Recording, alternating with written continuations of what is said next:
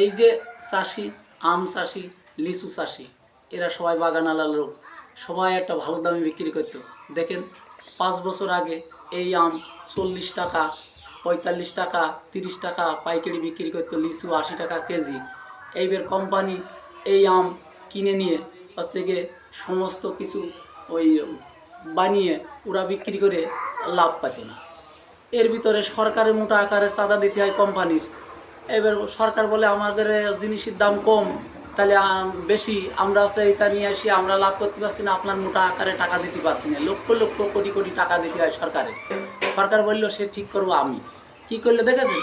ওর doctor দিয়ে সেই আম লিচু কি রোগ দেখিয়ে দিল যে চীনের থেকে, পাকিস্তানের থেকে বাদুর আসে সেই আম তারপরে লিচু কামড়াচ্ছে, সেইটা খালি পারে এই রোগ হবে। ভদ্রলোকরা কী করলো? ছেলে মেয়েদের, পুরো বয়স্ক মা বাবাদের আম লিচু খাওয়ার থেকে বঞ্চিত করে দিল। অমনি আমের বাজারটা পড়ে গেল। এই যে মাছ দিয়ে একটা বাজার, আম 5 টাকা 6 টাকা দাম হয়ে গেল, কেউ কেনে না। কোম্পানি সেখন হুড়িয়ে গাড়ি ভর্তি ভর্তি করে করে কম দামে নিয়ে যেতে লাগলো। আর সরকারের হচ্ছে গিয়ে মোটা আকারে হচ্ছে গিয়ে চান্দা দেওয়ার তালে থাকলো। এখন দেখেছেন কেউ আম খায় না। মাছ দেওয়ার একটা বাজারে এখন 8 টাকা 9 টাকা করে আমের কেজি। শুধু কোম্পানিরা সেই আমগুলো নিয়ে